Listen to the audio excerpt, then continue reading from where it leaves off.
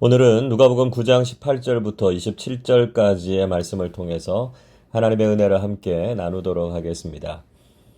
예수님께서 오병이어의 기적을 행하신 후에 제자들에게 아주 중요한 질문을 하셨습니다. 18절 보십시오.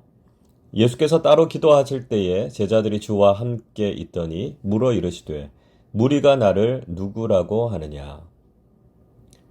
예수님께서는 오병이어의 기적으로 열광하던 현장을 떠나오셨습니다. 대체적으로 사람들은 그런 기적과 영광에 머무르면서 인기를 누리려고 했을 것입니다. 그러나 예수님께서는 세상적인 인기와 영광을 떠나서 조용히 기도하면서 하나님과 영적 교제를 나누셨습니다. 그러시면서 제자들에게 무리가 나를 누구라고 하느냐 이렇게 질문하셨습니다. 사람들이 예수님에 대해서 가지고 있는 생각을 물으신 것이지요. 19절에서 제자들은 사람들이 예수님을 향해서 세례 요한, 엘리야 또는 옛 선지자 중에 한 사람이라고 말한다 이렇게 대답했습니다. 그만큼 예수님께서 보여주신 능력이 대단했고요. 사람들도 예수님을 향해서 하나님께서 보내신 위대한 선지자로 인정하고 있었다는 것이었습니다. 그때 예수님께서는 제자들에게 더 중요한 질문을 하셨습니다. 20절 이렇게 말씀하지요. 예수께서 이르시되 너희는 나를 누구라 하느냐. 베드로가 대답하여 이르되 하나님의 그리스도시니이다. 예수님께서는 제자들에게 너희는 나를 누구라 하느냐 이렇게 질문하셨습니다. 예수님께서는 다른 사람들이 어떻게 고백하느냐가 중요한 것이 아니라 제자들 각자가 예수님을 어떻게 믿고 고백하고 있는지를 물으신 것이죠. 이 질문은 지금 우리에게도 아주 중요한 질문입니다. 우리는 예수님을 누구라고 고백하고 있습니까? 다른 사람들이 예수님에 대해서 하는 말을 듣고 전하는 것만으로는 그것이 우리의 신앙이라고 말하기 어렵습니다. 중요한 것은 내가 예수님에 대해서 어떻게 고백하느냐 하는 문제죠. 우리가 예수님을 바르게 믿고 고백하는 것을 통해서 우리는 주님을 향한 올바른 신앙을 가지게 된다는 것입니다. 이때 베드로는 예수님을 향해서 정말 귀한 신앙 고백을 하게 됩니다. 뭐라고 대답하죠? 베드로는 하나님의 그리스도라고 대답했습니다. 원래 이 그리스도라는 호칭은 로마의 황제였던 옥타비아누스에게 주어졌던 칭호였습니다. 사람들은 온 세상을 다스렸던 로마의 황제를 향해서 그리스도라는 호칭을 부여했습니다. 그러나 베드로는 로마의 황제가 아니라 나사렛 출신의 목수이셨던 예수님이 바로 진정한 그리스도이심을 고백했던 것입니다. 세상에서 인간적으로 크고 위대해 보이는 것이 우리를 다스리고 지배하는 것이 아니라 오직 예수님만이 우리를 다스리시는 그리스도이심을 고백해야 한다는 것이죠. 오늘 이 새벽에도 주님께서 우리에게 물으십니다. 우리의 눈에 거대해 보이는 세상의 소유와 권력이 지배하는 상황 속에서도 예수님만이 그리스도이심을 고백하실 수 있으십니까? 세상의 그 무엇이 우리를 다스리는 것이 아니라 오직 주님만이 우리를 다스리신다는 것을 믿고 있으십니까? 우리가 바로 이 고백을 할 수 있을 때 우리는 진정한 그리스도인으로 이 세상을 살아가게 된다는 것이죠. 예수님의 질문과 베드로의 대답은 정말 감격 그 자체였습니다. 제자들은 예수님의 기적과 능력을 보았고요. 베드로는 다른 제자들을 대표해서 예수님을 향한 신앙 고백을 했습니다. 예수님께서 세상의 모든 권력을 제압하시고 진정한 통치자가 되실 것이라고 고백한 것이죠. 자, 이 상황에서 제자들이 기대했던 것은 무엇이겠습니까? 이대로 예루살렘으로 가서 분봉왕이었던 헤롯을 끌어내리고 이스라엘의 왕이 되셔서 로마의 권력에 대항하는 것이 아니겠습니까?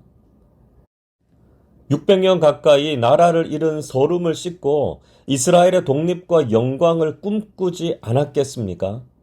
역사적인 새 시대를 열어서 예수님과 함께 이스라엘을 다스릴 기대로 가득하지 않았겠습니까? 그런데 예수님께서는 전혀 다른 말씀을 하셨습니다. 22절 보십시오. 이르시되 인자가 많은 고난을 받고 장로들과 대제사장들과 서기관들에게 버린 바 되어 죽임을 당하고 제3일에 살아나야 하리라 하시고, 제자들의 기대와는 달리 예수님께서는 고난을 예고하셨습니다. 예수님께서 예루살렘에 가시면 왕이 되시는 것이 아니라 유대 종교 지도자들에게 핍박을 당하시고 죽으실 것이라고 말씀하셨습니다. 그리고 결국은 3일 만에 다시 살아나실 것이라고 말씀하셨습니다. 예수님의 순환 예고는 예수님께서 정치적인 메시아로 오신 것이 아니라 인류의 구원자로 오셨음을 분명히 말씀하신 것이죠. 예수님께서 오신 목적은 단지 정권의 획득을 위해서가 아니라 죄로 인해서 죽었던 모든 사람의 구원과 영생을 위해서 오셨다는 것을 말씀하신 것이었습니다. 단지 이 세상에서 권력과 영광을 누리기 위함이 아니라 천국의 영생과 영광을 주시기 위함임을 말씀하신 것이었습니다. 그러나 예수님의 이런 말씀을 제자들은 쉽게 받아들이지 못했습니다. 그래서 마태복음에서 베드로가 이런 일이 절대로 주님께 일어나지 않을 것이라고 반발하지 않았습니까? 예수님의 말씀을 받아들이지 못한 것이 단지 제자들만의 문제일까요? 혹시 우리도 제자들과 비슷한 마음을 가지고 있지 않습니까? 예수님을 믿으면서 세상에서 더 높아지고 더 많은 것을 가지고자 하는 욕망이 우리 안에는 없습니까? 우리도 예수님께서 세상의 왕이 되셔서 그 덕분에 우리도 세상에서 더 편하고 좋은 것을 누리려고 하는 마음이 있지 않습니까? 우리는 이 세상의 영광과 성공이 아니라 하나님 나라의 영생과 복을 바라보는 사람들이 되어야 합니다. 주님께서 우리를 위해서 오신 목적이 바로 천국의 영원한 생명과 복을 주시기 위함임을 잊지 말아야 합니다. 예수님께서는 도무지 그 말씀을 받아들이지 않으려고 하는 제자들에게 제자도에 대해서 또 하나님 나라에 대해서 다시 말씀해 주셨습니다. 23절 보십시오. 또 무리에게 이르시되 아무든지 나를 따라오려거든 자기를 부인하고 날마다 제 십자가를 지고 나를 따를 것이니라. 예수님을 따라오려면 자기를 부인하고 십자가를 져야 한다고 말씀하셨습니다. 예수님의 제자가 되는 길은 세상에서 높아지고 영광을 누리는 것이 아니라 십자가를 지고 이 세상의 것을 부정하는 삶을 살아야 한다는 것이죠. 예수님의 제자들은 이 세상에 대한 관심이 아니라 천국에 대한 관심과 우선순위를 가지고 살아야 할 것을 분명히 말씀해 주셨습니다. 적어도 그리스도인이라면 또 예수님의 제자라면 이 세상에서의 생명이 아니라 천국의 생명을 소중히 여기는 사람들이 되어야 한다는 것이죠. 24절 이렇게 말씀합니다. 누구든지 제 목숨을 구원하고자 하면 잃을 것이요 누구든지 나를 위하여 제 목숨을 잃으면 구원하리라. 얼핏 보면 이 말씀은 모순이 되는 말씀처럼 들릴 수 있습니다. 그러나 이 말씀은 이 세상에서의 생명과 하나님 나라에서의 생명을 서로 대조해서 말씀하고 계신 것이다 라고 하는 것을 알면 이해할 수가 있죠. 만약에 이 세상에서의 생명을 귀하게 여기고 이 세상에 집착해서 사는 사람은 천국의 영생을 잃게 된다는 것입니다. 그러나 기꺼이 주님을 위해서 이 세상의 것을 내려놓는 사람은 구원을 받고 천국에서 영원한 생명을 누리게 된다는 것입니다. 믿음의 길은 이 세상의 영광과 성공을 추구하는 것이 아니라 천국의 영생을 추구하는 것임을 말씀하신 것입니다. 여러분, 영생의 문제는 그 무엇보다 가장 소중한 문제입니다. 25절 이렇게 말씀하시죠. 사람이 만일 온 천하를 얻고도 자기를 잃든지 빼앗기든지 하면 무엇이 유익하리요? 자, 예수님의 이 말씀이 이해가 되지 않으십니까?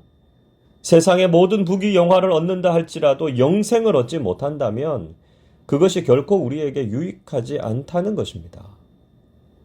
세상을 다 가져도 구원을 받지 못하면 그것이 가장 불행한 삶이죠. 그래서 우리는 예수를 믿고 영생을 소유해야 합니다. 그리고 이 세상을 살아가는 동안에는 오직 십자가를 지고 주님을 따르는 제자들이 되어야 한다는 것입니다.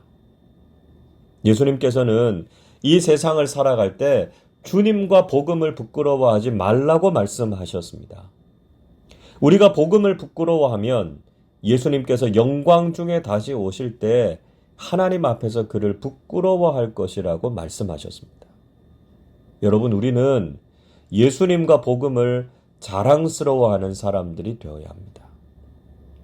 지금 우리는 복음이 멸시를 당하고 하나님의 영광이 가려지고 모욕을 받는 시대를 살아가고 있습니다. 우리는 이 위기의 상황 속에서 주님과 복음을 자랑하는 사람들이 되어야 합니다. 우리의 허물과 실수 때문에 주님의 영광을 가린 것을 회개하고 십자가를 지고 주님의 제자답게 살아가실 수 있기를 바랍니다. 예수님과 복음에 무관심한 시대, 하나님을 두려워하지 않는 이 세대 속에서 하나님의 영광과 주님을 자랑하는 주님의 제자들로 살아가십시오.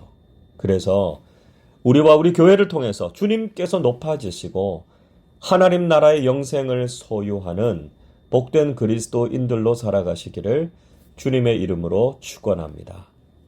기도하겠습니다. 하나님 아버지, 저희들을 구원하시기 위해서 당신의 독생자를 보내주시고 우리가 예수님을 그리스도로 고백하며 믿게 하셔서 천국의 영원한 생명과 구원의 은총을 허락해 주셔서 감사드립니다. 세상의 그 무엇이 우리를 다스리는 것이 아니라 오직 주님만 우리를 다스려 주시옵소서. 믿음의 삶을 산다고 하면서도 때로는 우리가 세상의 영광과 성공을 추구하면서 살 때가 있었습니다. 저희들이 세상에서 높아지는 것을 포기하게 하시고 오직 예수님만 높여드리게 하시고 이 세상의 유한한 인생에 집착하지 않고 하나님 나라의 영생의 최고의 가치를 두고 살아가게 해 주옵소서. 그래서 오늘 이 땅을 살아가지만 예수님의 제자로서 하나님 나라를 경험하면서 살아가는 우리 모두가 되게 하여 주옵소서. 감사드리며 우리 주님 예수 그리스도의 이름으로 기도하옵나이다. 아멘.